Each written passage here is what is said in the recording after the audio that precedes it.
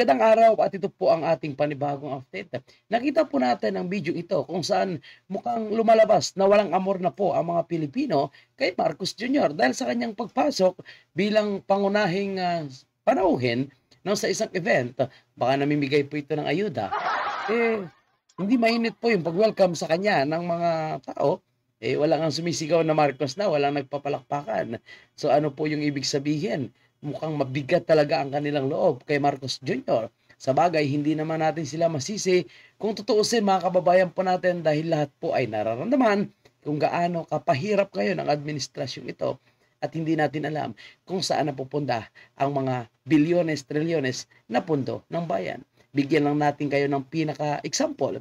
For example lang sa 5,500 na flood control na hindi po natin nakikita at hindi po ito na-implement.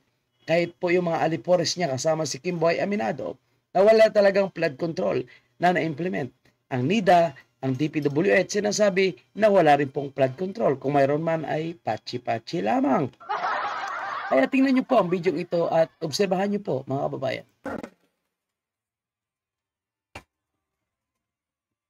Makikita natin habang naglalakad siya at nagkakaway mga kababayan po natin, yung tao mukhang walang gana at ilan na po yung kumaway sa kanya, mga kababayan po natin.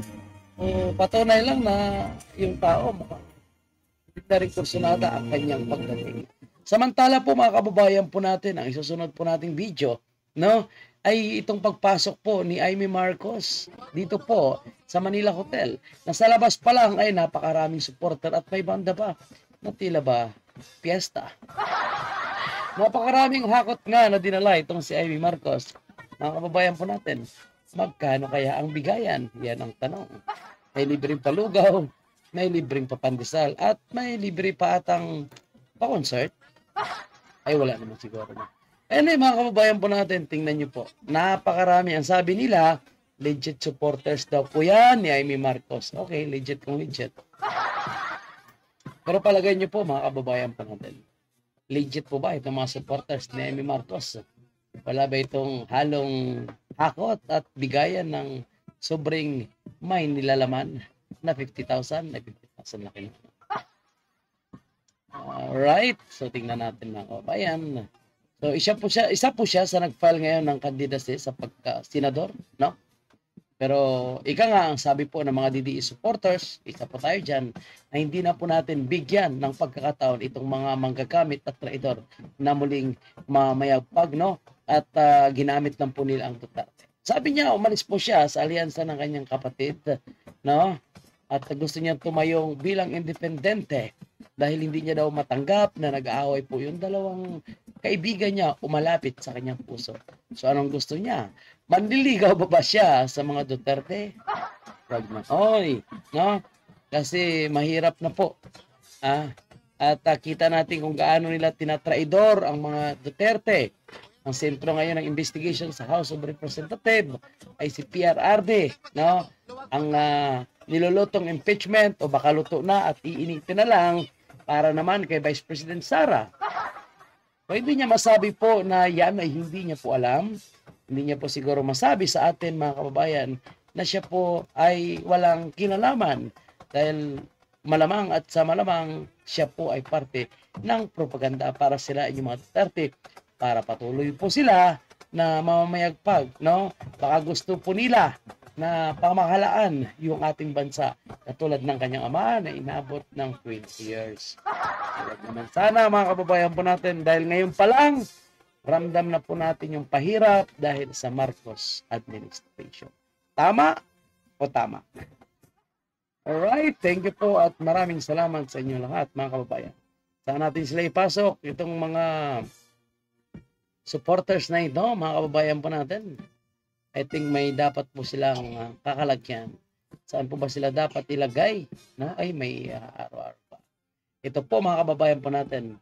Ang sinasabi po ni Vice President Sara na never again nga po mga kababayan po natin. Never again sa mga Marcos. At sinabi niya noon na ang kanyang kaibigan ay si Amy Marcos. Kung ngayon, kung siya ay tinatraidor, ang sagot ni Vice President Sara, never again. At ang kasalanan ay kasalanan, no? At sabi nga ni Vice President Sara, mahirap daw para sa kanya ang magpatawad sa isang away. Kaya, naku po, ay mo na. Huwag mo nang subukang kausapin si Vice President Sara dahil masisira ang buhay mo. Alright, thank you and God bless. Yan po yung ating panibago.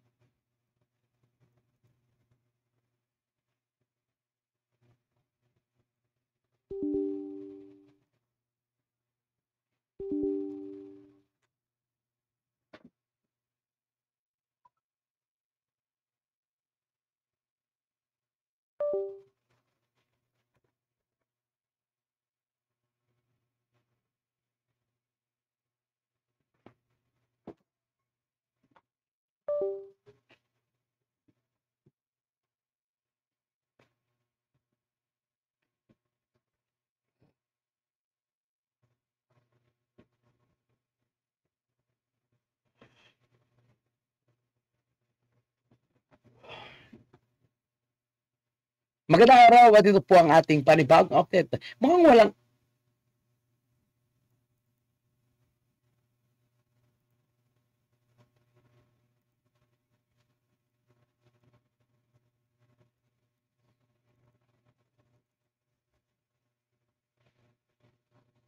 Magandang araw at ito po ang ating panibagong update. Nakita po natin ang video ito kung saan mukhang lumalabas na walang amor na po ang mga